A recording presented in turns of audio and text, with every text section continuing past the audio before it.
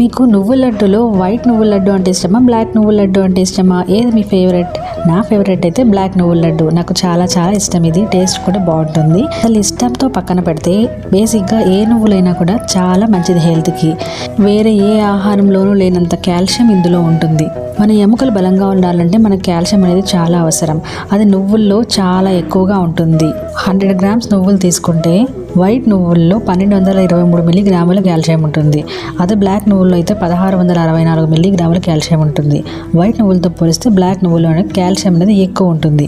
నువ్వులు వేడి చేస్తాయని చాలామంది దాన్ని అవాయిడ్ చేస్తారు. అసలు ఏమాత్రం వేడి చేసే గుణం నువ్వుల్లో ఉండదు. మన శరీరం ఎప్పుడు వేడి చేస్తుందంటే వాటర్ శాతం తక్కువ అయినప్పుడు మాత్రమే.